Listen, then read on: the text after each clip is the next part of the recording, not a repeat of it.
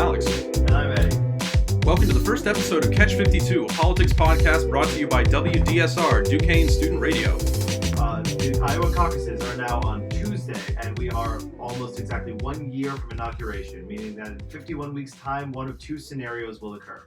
First, Donald Trump, arguably the most polarizing president in the history of the United States, will be sworn in for a second term. Or a Democrat, who at this time remains unknown, will be sworn in Trump's place. Each week for the next 51 weeks, and 1 week with 2 episodes, we're going to be diving into the ideological, strategic, and statistical aspects and news in this election. This week, we will be talking about the value of moderates in general elections. Now, to start, we're going to just be honest with you. Neither of us are unbiased, and we don't claim to be, but we will be trying to present everything in the most objective way we can. Yeah. Now, Alex and I are both fairly progressive people ideologically, but neither of us have ever, I think in the past at least 5 years, supported a progressive candidate in a primary. Well, really, we haven't had the chance. But even, not even voting since, we're 20. But even in terms of just who we support, we've both found that moderate candidates are the best candidates to support.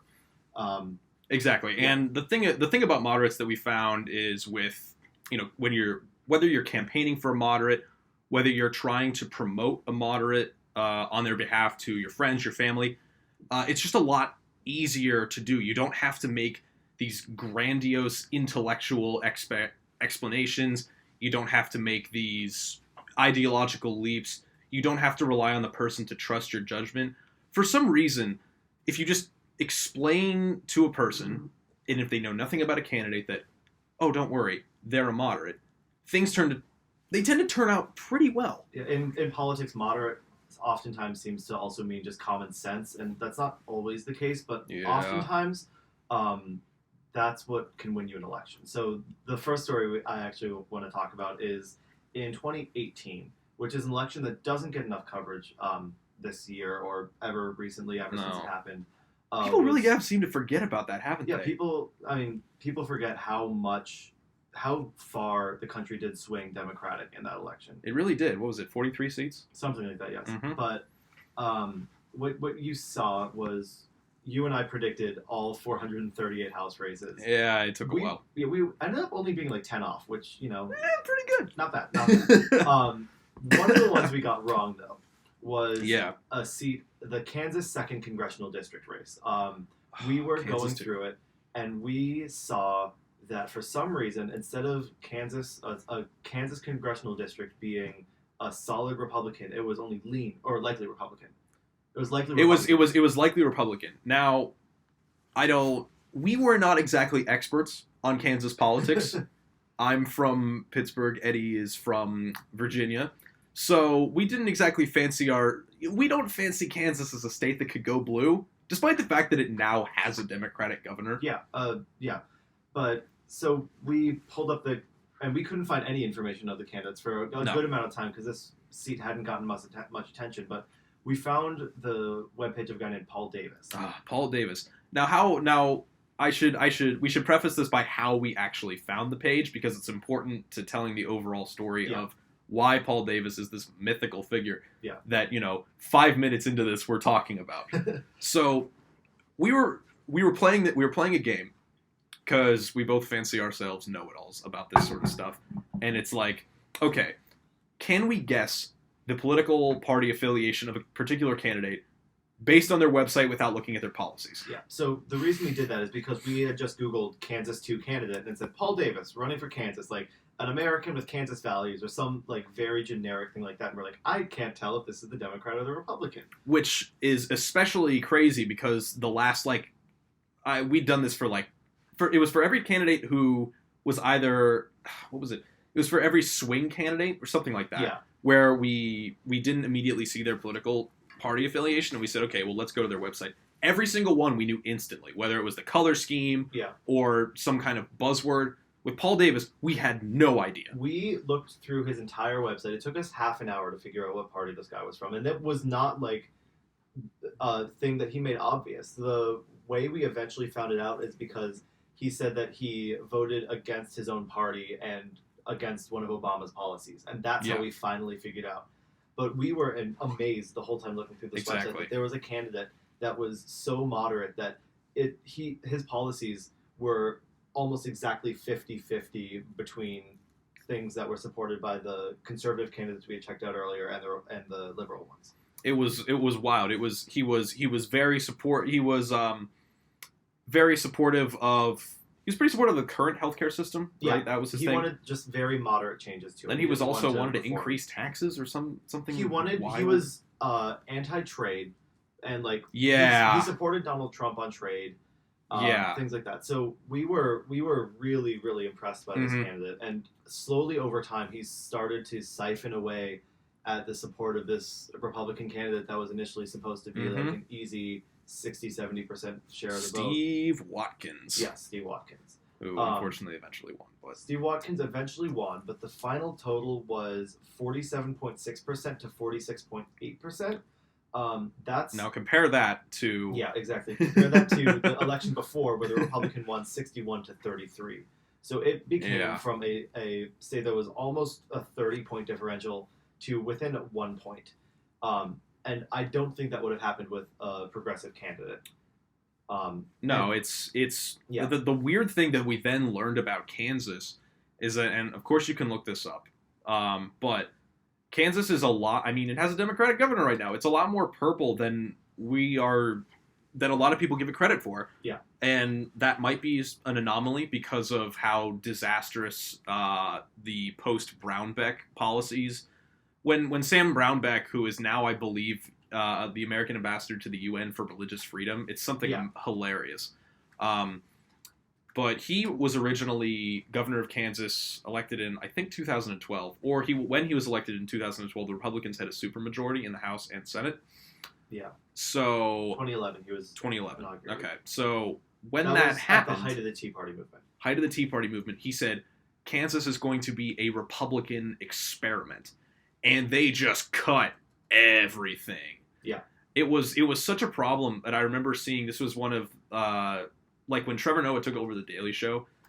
His first few episodes I remember were really good. Then he slipped up for like a few months, and then like the quality started. No, this wasn't Trevor Noah. This was Jordan Klepper's spin-off that they did, where they basically rehashed Stephen Colbert, but instead of having Jordan Klepper be Bill O'Reilly, they had him be Alex Jones.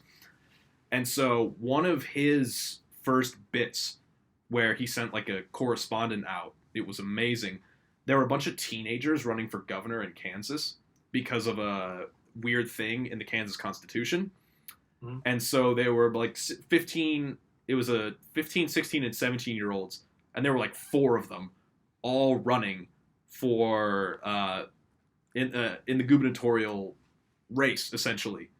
And I think 2 of them were Republicans, and they were both going on and on and on about how terrible Sam Brownback was. Yeah. And so I think that if you look at that, we can say, okay, Kansas is a statistical anomaly. That said, in 2016, which is the year that Brownback... Yeah, it would have been 2016, I believe. 2016. Even though a Democrat won the race in 2016, Trump carried it by 61 points. We're talking about Kansas 2 here. So Trump carried Kansas 2 by 61 points. The other thing is 61 points. 61 to 33. Yeah. The representative that was there was also very popular, Lynn Jenkins. Yeah. But she just retired.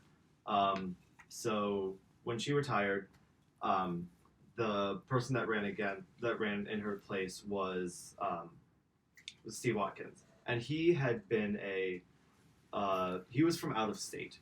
So he came in, and Paul Davis was a lifelong Kansan. He was the former minority leader in the Kansas House. Now we're back. Apparently there's a little bit of delay, but that's fine. I think we can live with that. Yeah. So apologies if you're just joining us.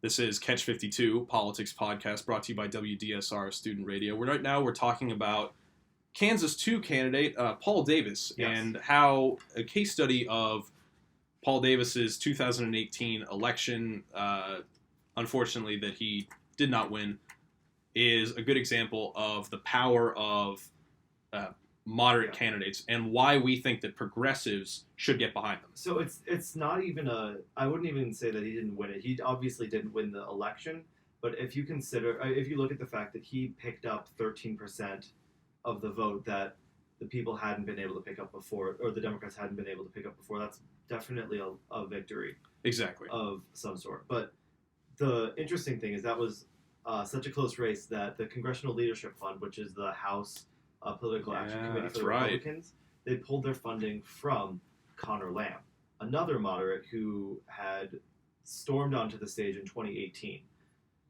So Connor Lamb in 2018 beat Rick Saccone in a special election, filling in for Tim Murphy's seat. Now, Tim Murphy was in Alex's district, so I'll let him talk about it for a little bit. So So if you're a real political grognard, then you'll know that Tim Murphy is sort of the poster child, or one of the poster child, for whenever Democrats say Republicans are hypocrites.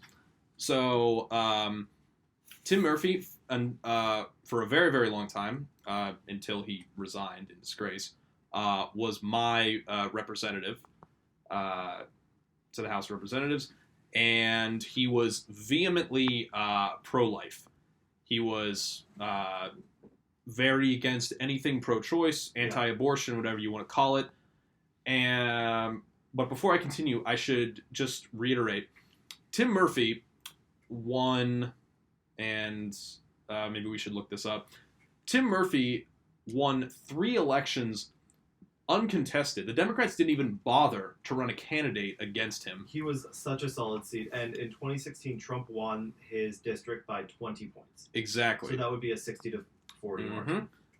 So even before that, though, I think Tim Murphy had won 4 or 5 races. And this is in old Pennsylvania 17. So Pennsylvania was recently redistricted via a long and arduous case that ended up going to the state Supreme Court, and was struck down by the National Supreme Court. They refused to hear it. Yeah. So now the districts have now been reset. The Democrats have gained a few seats because of it, and the reason that there was such a fight over it was because this is my opinion, but it was also the opinion of the court. There was some pretty extreme gerrymandering going on. Yeah. There's definitely some worse examples, but Pennsylvania in the general is super purple. It's a swing state. It went twice for Obama. It went for Trump. That said, Republicans have like 13 or 14, or had 13 or 14 of the 18 seats. Yeah, now it is the only state in the country with a even delegation to Congress. Yeah. Every other state has a Republican or Democratic swing. Pennsylvania is a tie. And hey, Pennsylvania is actually a swing state. So if you look at the old congressional district, look up the Pennsylvania's old 7th congressional district. Colloquially, it was called Goofy Kicking Donald Duck because it looked like Goofy kicking Donald Duck. So it was a very obviously and poorly gerrymandered state. Tim Murphy had been in from 2003 to 2017 when he resigned. Yeah, so that's 7 elections. Yeah, that he'd won 7 elections. I know the 3 before he resigned were uncontested. Sorry if that stream might have went down, but it looks to be back up. If you're just joining us, this is WDSR, Duquesne Student Radio, Catch 52, a politics podcast. So to get back to talking about Tim Murphy. So Tim Murphy won 3 previous elections uncontested. So it's pretty lazy of the Democrats. They're trying to get their act together now. But the point being, I was about to say Rick Santorum for some reason. different. But Tim Murphy was caught in a scandal.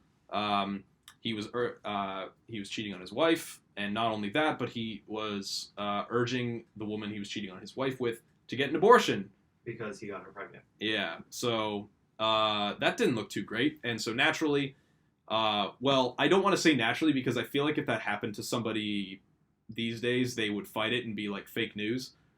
But yeah, this was early on in the whole Trump thing, and early on being 2 years after he stormed onto the scene. Yeah, this was before Duncan Hunter, was like the pioneer of just denying things that you definitely did. Yeah.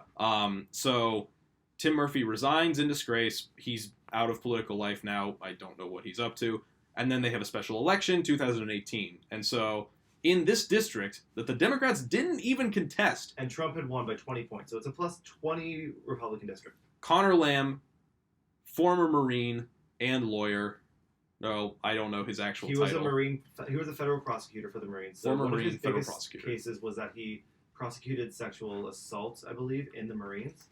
Yes. He was the lead prosecutor on that. So on that big case that came out a few years ago. Yeah. So Connor Lamb, decorated Marine prosecutor, a Pittsburgh native, graduated from Central Catholic. Connor Lamb comes in and beats Rick Saccone in a district that Trump won by 20 points. Rick Saccone also was a lifelong politician. He had been in politics for years. I think State he's House. A professor somewhere now. He's a professor at one of the universities, I think that's in southwest of here. But we could totally be wrong. Connor Lamb ends up winning in an election that has 200,000 votes, which is a huge voter turnout, by 755. 755 votes out of 200,000. That was a huge night because, I mean, this was one of the first. It wasn't one of the first, but this was one of the big litmus tests because swing district, a real chance for Democrats to gauge what's going to happen in the midterms. And that was just 2 months after Trump. The media descended into Allegheny County. It was insane for about 2 weeks. Yeah. But when it was all said and done, Connor Lamb wins. I remember you and I were glued to the television until about 2 a.m. when it was finally decided. And it wasn't even decided then because there was a recount and another recount because it ended up being 0.3%, which is also a testimony as to why you should always vote. Absolutely. One thing we'll be plugging this whole time is that you need to register to vote. Get registered to vote. I don't care who you vote for. Get registered to vote. Yes. But then in 2018, he ran for re-election after the Pennsylvania Supreme Court had redistricted. And he was running against Keith Rothfuss. Who was this is weird. So Connor Lamb wins in 2018 in March. He wins in the 17th district. Then in the few months in between, then in November, redistricting kicks in, and Pennsylvania 18 gets basically all of the urban Democratic vote gets balled up, and that becomes the 18th district. So that's now an incredibly safe seat for PA 18 Representative Mike Doyle. Yes. And then Connor Lamb takes on Keith Rothfuss in Mount Lebanon, which is where Connor Lamb is from, and basically Beaver County and a few other places. Yeah, it's almost all of Beaver County. And then it's a little bit of Cranberry Township. And some of the North Hills as well. Yeah, but it's mostly Mount Lebanon, and then kind of going around the western portion of Pennsylvania up into Beaver County. Right. So this race, when people first realized that this was going to be the race, it was 2 incumbents, which is, I mean, that's an anomaly. Or not an anomaly, that's an oddity. I mean, so pretty quickly people decided that it was going to be Lamb's race. Yeah. But it was still very close, and the grassroots organizing or AstroTurf organizing, they really did have to spend a lot of money, spend a lot of time trying to get out the vote. That said, with about 1 week to go, Keith Rothfuss basically gave up. Basically, that's when, about a month before, the CLF pulled all their funding from the race.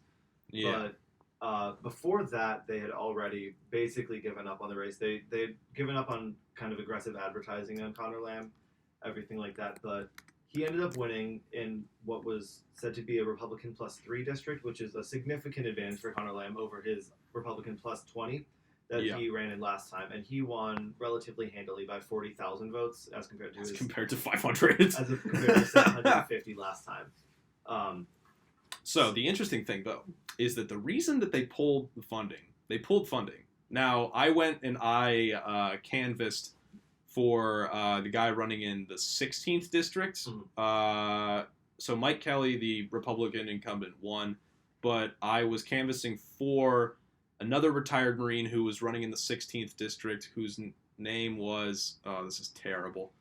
He was a boxer. That's what I remember. And he was short, so we related on a spiritual level. But so I was out canvassing for him, and they had to pull a little bit of funding to Mike Kelly because Mike Kelly is a used car salesman. Yeah. That's his non-Congress job, but he's been in Congress for 30 years representing the Erie area. The real reason they had to pull money from Keith Rothfuss was because of the man himself, Paul Davis. The name you're looking for is Ron DiNicola. Ron DiNicola, that's right. But yeah, so Paul Davis, another moderate, was so moderate that he was able to swing the money from the Republicans away from the other moderate, who was so moderate he won in Kansas. Yeah, and he almost won a Kansas seat, which would have made, because Kansas won. It would have made Kansas even. The Wichita area is Democratic as it's an urban center, but the rest of Kansas is pretty solidly red. So it's for probably at least a decade now been one blue seat and 3 red seats, but that almost made Kansas's delegation the second even delegation in the United States. So it's also an interesting thing to think about that, Kansas was only probably 1,000 or 2,000 votes away from being just as much of a swing state as Pennsylvania. Yeah, and that would have been weird. I mean, and it gives you an idea that it's not as clear cut as it seems. Like, Texas will not always be Republican. No. Kansas definitely might not always be Republican. Yeah. So. But that gets us to our point that moderate candidates can win elections where otherwise other candidates cannot. Where it's a normal candidate, normal being a term of speech, obviously, a typical cookie cutter Democratic candidate could not win against Tim Murphy to the point that they didn't even try. Yeah. And then you have someone come in and win that district, squeak by, and then the next time blow out a victory. Does it speak to internal dysfunction in the Democratic Party? Who's to say? Yeah. But the fact is, they just gave up. They gave up for 6 years in a row. They just didn't even try. Yeah. So that kind of gets us to our discussion as to why that's probably the case. I took a class on Congress and elections last fall, so fall of 2018, so the time of the midterms.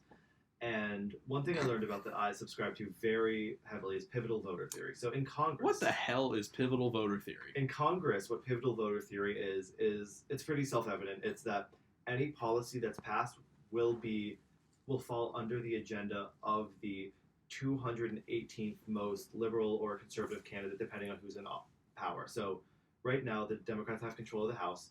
So any bill that is passed will fit that person's political views. So Conor Lamb's about there. It's a little farther left than Conor Lamb, but basically, let's just say Conor Lamb, for the sake of discussion, is the bill candidate. Okay.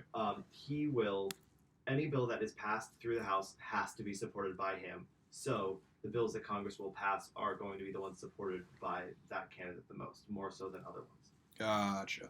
So I think applying that to elections, you could also say pretty easily that any candidate that's going to win has to be supported by that pivotal voter, and the pivotal voter being the actual voter that elects the person, not the elected official themselves. So that is essentially why I think a candidate like Conor Lamb or Paul Davis could win.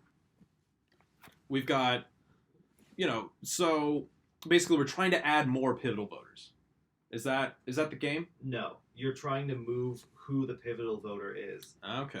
And we're trying to make them more or less progressive. For the Democrats, you're trying to make them more progressive. For the Republicans, you're trying to make them less. So basically, it's in any district, whoever the pivotal voter is in that election is going to stay the same because they are the median person. I guess you could also call it median voter theory. Yeah. Pivotal just because they're the one that actually... It's a little bit more... It's more catchy. I like it that way. But the median voter in any district obviously has to vote for that candidate or else they're not going to have a majority on either side. So I think that in the same way that the best thing for a party to do in the House or the Senate is to pass policies that are supportive of that candidate, the best thing to do in those elections are to run a candidate who best suits that pivotal voter. So that brings me to a bit of an issue then, because there are certain issues that moderates are not. Sometimes, I don't know. Sometimes moderates are liable to, switch sides or So why are we, how are we going to address that problem? What do you mean? What part of pivotal voter theory addresses the fact that, if there's, because I think we've been seeing there's been a bit of a lack of progressive support for moderates recently. It's been a bit of a meme now for progressives to come out and attack some moderates. There's a difference between primary support and general election support. In general, moderate candidates will not support progressive candidates as much as progressive candidates will support moderates in a general election. So do you think John Delaney would vote for Elizabeth Warren or Donald Trump? That's the question. The fact that I can't tell you, but I don't know. So imagine I'll put this in. So imagine Alexandria Ocasio-Cortez walking up to the ballot, and in that ballot is even super moderate. So Joe Manchin. No, Joe Manchin is running against Donald Trump. 10 times out of 10, she will vote for Joe Manchin. Yep. Period.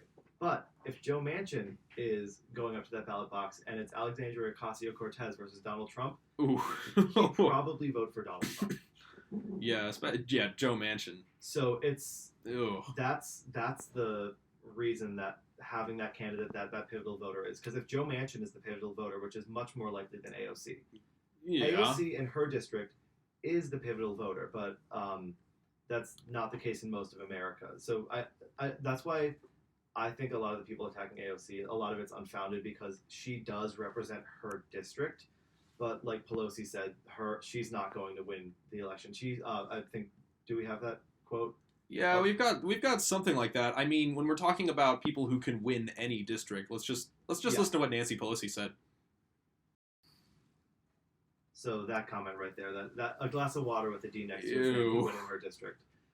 That's just, what she's basically saying, to put it in pivotal voter, or just kind of what we've been talking about, is that the pivotal voter that in her district in Brooklyn, I think she's from, is so far left that it's not going to matter who's going to win, because the Democrat will always be closer to the pivotal voter. So that Democrat always gotcha. Yeah. So how did this end up playing out in the midterms? Because I think that's a good chance to look at how that might have changed. So she goes on later in that quote to mention that 43 seats were flipped from Republican to Democrat, and every single one was from a moderate candidate. Every single seat that the Democrats picked up in 2018 was from a moderate candidate. We're not going to run through that right now, but we've done the research, and it's very true. Yes, 43. You can look them up. And then some of them are pretty... these are going to... I mean, these 43, not all of them are going to win re-election. It's just going to be very difficult. But in some of these, you've got the future heart and soul of the Democratic Party. Yeah. People like Connor Lamb is in a tough race. Connor Lamb is in a tough race, but he's got 2 under his belt, and he has a national following, and he has a national brand and a local brand. I can attest to that. I can't confirm it, but I checked, I think, an Economist poll.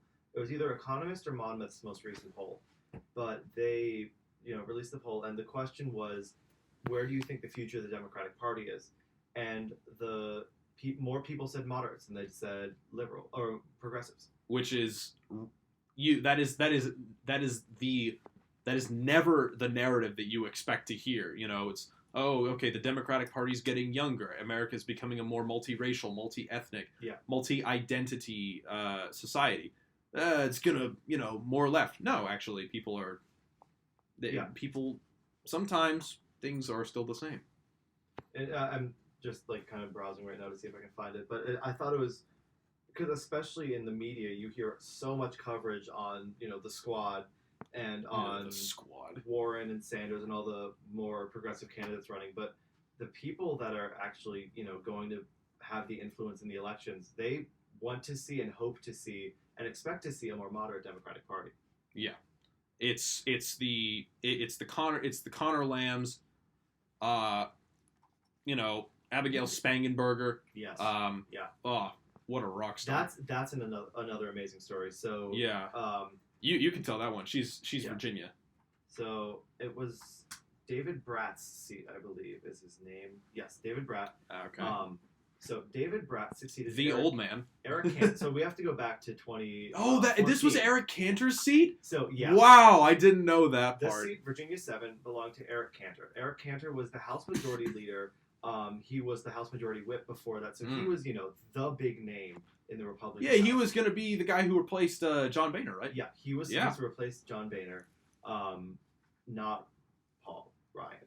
But he never wanted to. He got a primary challenge from Dave Bratt, who was a super Tea Party candidate. Yes. And David Bratt crushed him and was in Congress from 2014 until the 2018 election, when Abigail Spanberger, a moderate Democrat, former military... I think she was former CIA. Former intelligence agency. Yeah, so one of the intelligence agencies. Runs a grassroots door-to-door campaign and beats him. Incredible. And also... Republican...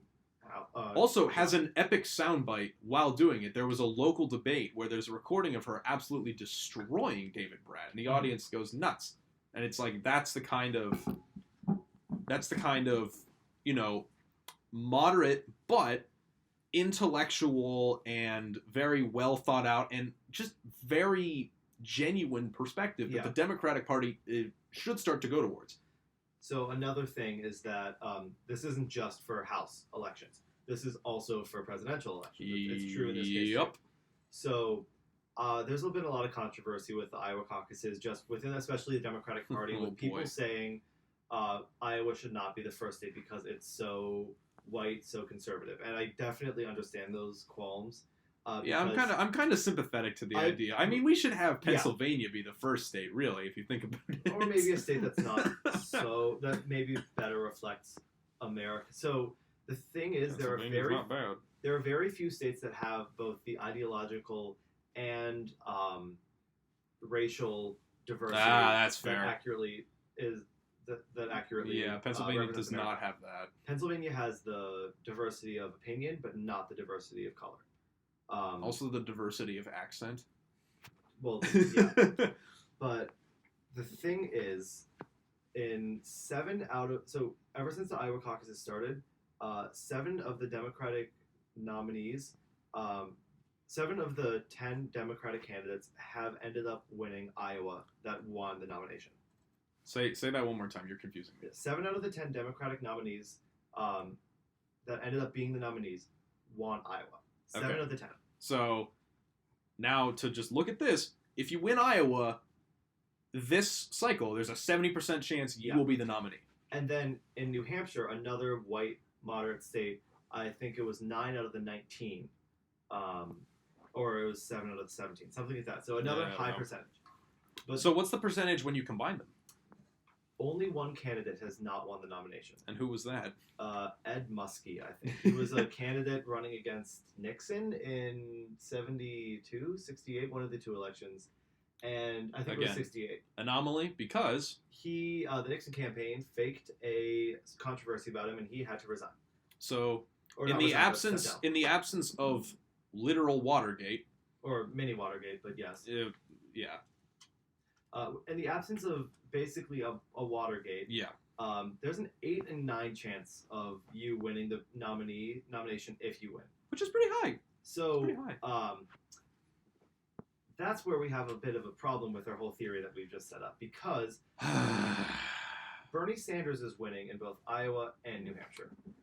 And as we said earlier, this is like trying to marry the theory of general relativity with like gravity. Sure. Or something, because it's like, we just made a great case for why, oh boy, progressives are really important. Pivotal voter theory is the thing. We need to make sure that we are trying to get the most amount of voters possible. Yeah. Also, we think Bernie Sanders is going to win.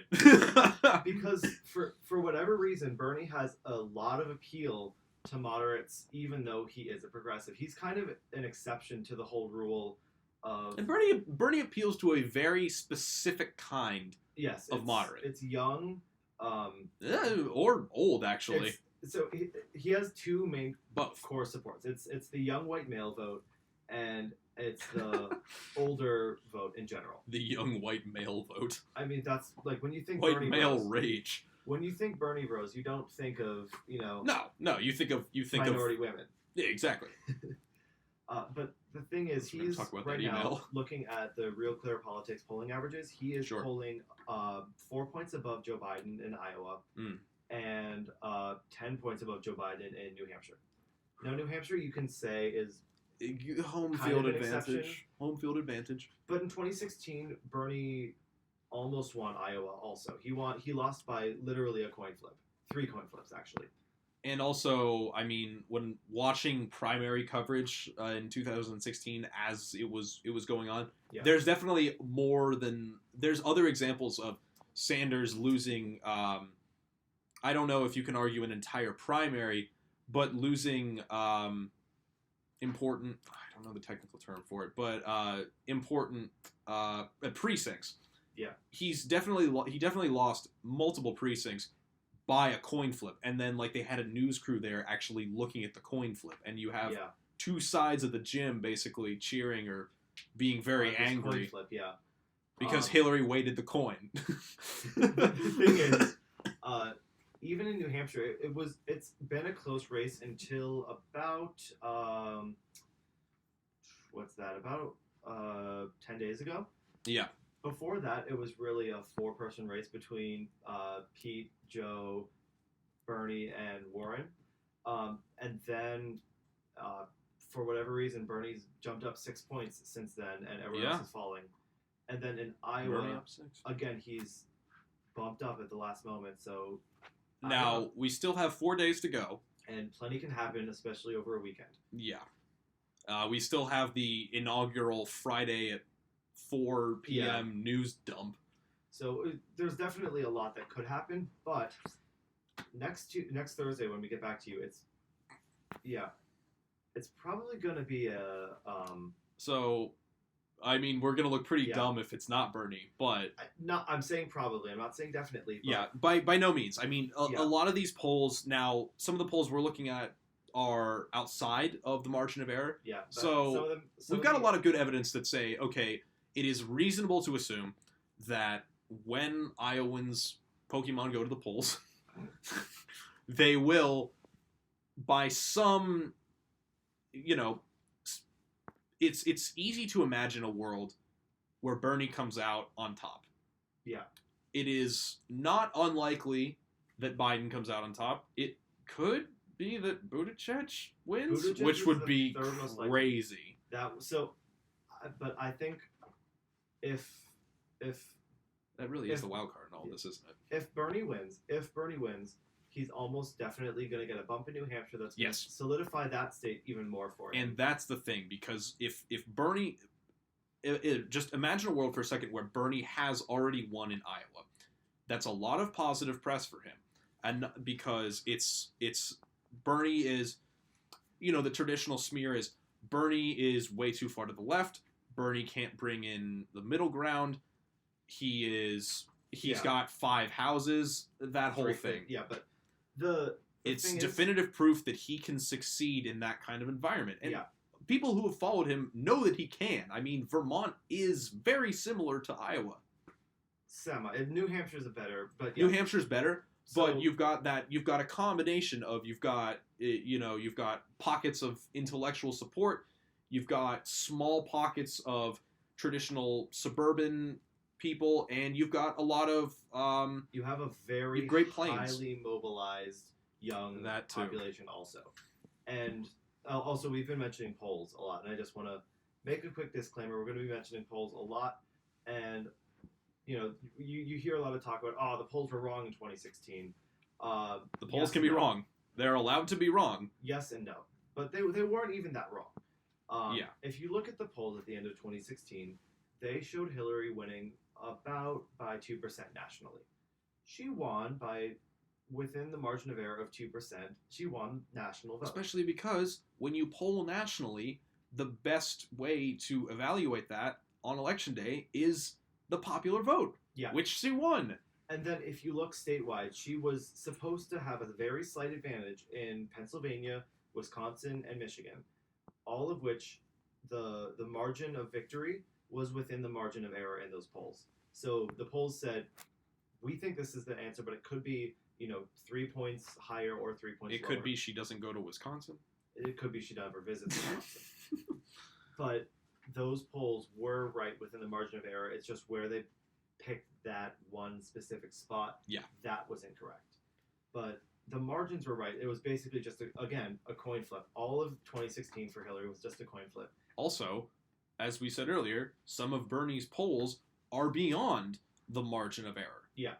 So the ones so right now, because primaries, especially in Iowa and New Hampshire, are a smaller polling size, and polls move so much and people change their minds so much, they're typically working with a 4% margin of error.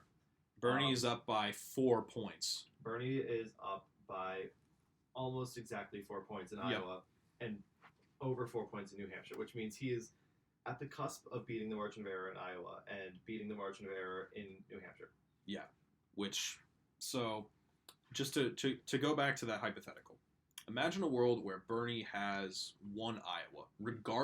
Whoever wins Iowa, regardless of how small the margin is, because it is going to be a ridiculously tiny margin, is going to get a massive boost.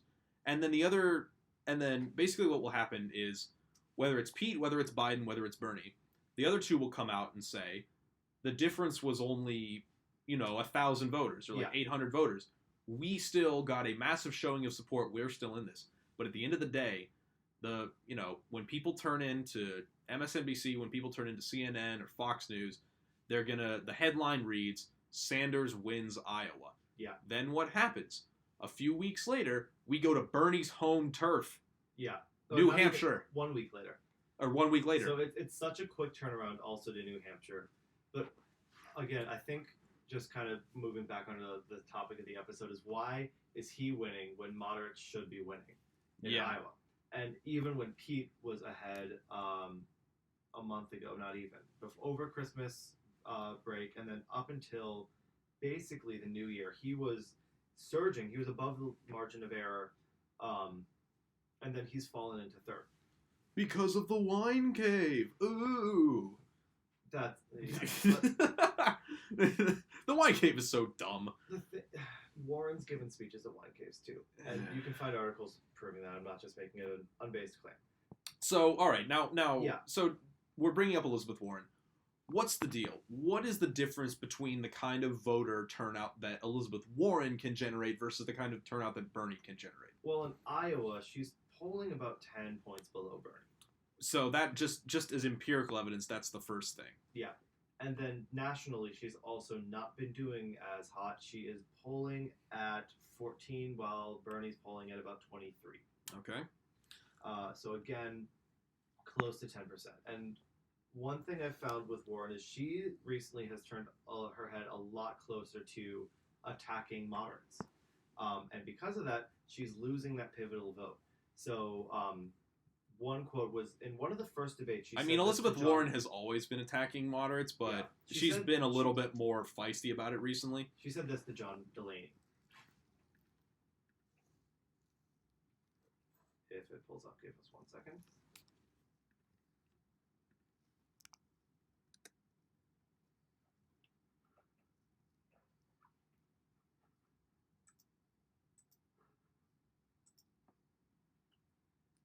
And then there was one more thing that, if we can pull that up, it was also to John Delaney, I believe. There's a reason John Delaney also has been getting attacked a lot, and that's mostly because he's kind of an easy target because he's not the greatest at retorting. But, and, we're still trying to pull up this clip, sorry, but the thing is, her attacks have been very well phrased for progressives to cheer at. Okay, here we go.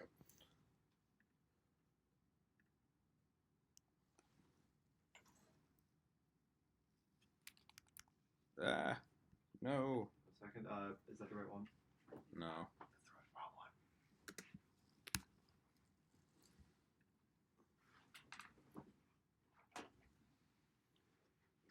Yeah, but poor John Delaney. He's still in the race, isn't he? No, yeah, he's been in the race longer than Kamala Harris was. He was in the race longer than Beto O'Rourke was, Cory Booker, Julian Castro. he actually declared his candidacy, and I'm not counting this.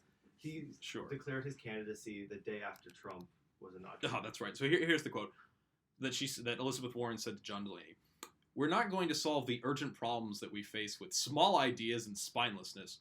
We're going to solve them by being the Democratic Party of big structural change. I have a plan for that.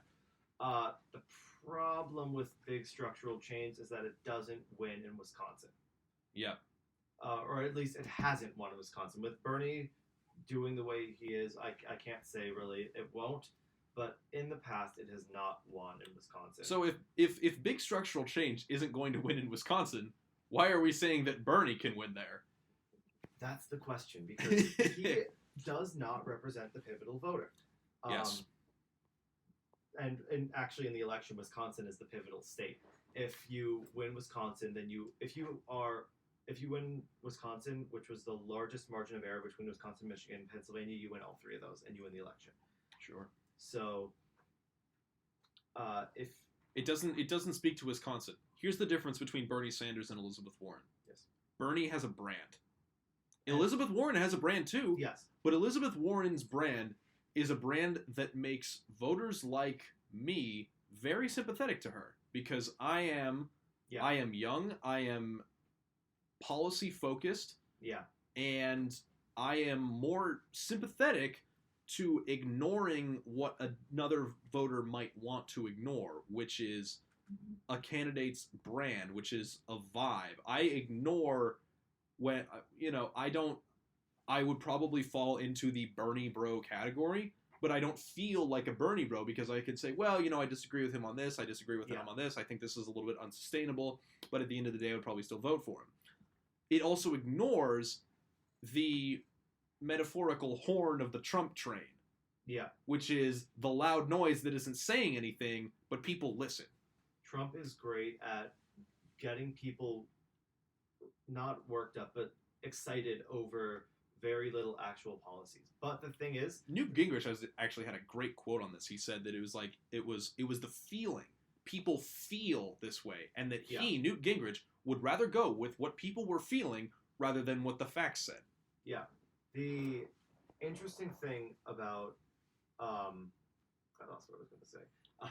Newt Gingrich, feelings over facts. So the interesting thing about, I think, whenever someone asks me why Trump won, I always pose this hypothetical to them.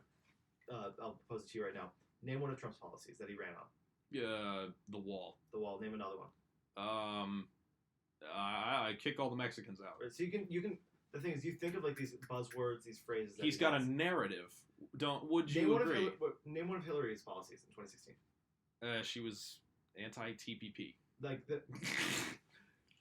No, but like I don't even know. That's like I'm assuming. We both were very, very interested and actively watched the 2016 election, but looking back, I couldn't honestly name a well thought out policy that Hillary Clinton had. It's it's the shield. It's the D in front of her name, and it's like, she's not Trump. Okay, but what is she? So Elizabeth Warren is not Trump. Now I used to be pretty invested in her campaign. I could say, well, she's got all these. She's planned. She's a very intellectual candidate. She used to run the Consumer Financial Protection Bureau. She's going to take the bankers to task. Nobody else other than me, I feel like, knows Elizabeth Warren as the former head of the CFPB. Yeah. The thing is, if a candidate doesn't have a thing, it's going to be a lot harder for them to win. So Obama ran on hope was his main thing, but also on healthcare reform. He said, we're going to change healthcare. And every successful presidential campaign has one thing. I mean, even looking back, Bush ran on the economy the first time. And then he ran on the war. Yeah, Clinton ran on the second time, the second time was just like... he had a surplus, actually, so he ran on the surplus. Ran on the surplus. The first time he ran on just like... He ran on being a moderate, really. And then if you look at, like, Bush, he ran on no new taxes, and Reagan ran on, the American way, make America great again. Carter ran on not being corrupt.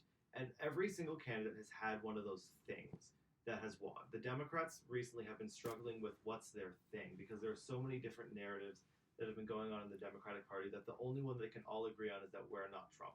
Yeah. Bernie has a narrative. Yes. He is, he's going to, we're going to tax the transnational companies. When you think of Trump, you hear him go, build the wall. When you think of Bernie, you hear him go, the billionaires. The billionaire class, the 1%, the 0.001%. And so when you hear that, that's a much... You hear Bernie and you know what he's for. I don't think there's any other candidate in this election where you know what they're for, other than Yang, which we need a whole episode to Yang. Like, if you look at... Yang is my pivotal voter. What do you think Biden... Name one Biden policy. I'm friends with Obama, guys. Name one Pete policy. Medicare for all who want it. It's bad sample size. Yeah, Pete was, in my opinion, much better at messaging earlier on in this campaign. But we're going to be talking about messaging. Name an Amy Klobuchar policy. Yeah, but I don't know if I can name exactly. It. So what's her narrative? What's Amy Klobuchar's narrative? We need a common sense president. Is her narrative, but. Common sense presidents was also what Hillary ran on, and obviously... Well, the New York Times says she's going to win, so... Yeah, but we'll see how that's going. But that's what we're not trying to say that a moderate without a brand can't win. No. The problem is, at the end of the day, the fact that Trump has a very strong brand, regardless of the fact that it is discriminatory to literally everyone around him, the fact remains that Trump's brand is easily identifiable and he has name recognition. Mm-hmm. The only way to counter that is with similar name recognition and an easily identifiable brand that I think does effectively provide a counter narrative, which Bernie's does. Yeah, the thing is, even if you don't agree with everything Bernie says, he is also, if you look at the polls, the most trustworthy candidate. Yep. And like just saying which is Bernie Sanders trustworthy? Is Elizabeth Warren trustworthy? Every single time, over every other candidate, obviously including Trump, he ranks the highest because you can, he advertises it all the time. You look at his speeches from the 70s and they're exactly the same. It's amazing. Go look up like a YouTube compilation. It's almost like watching a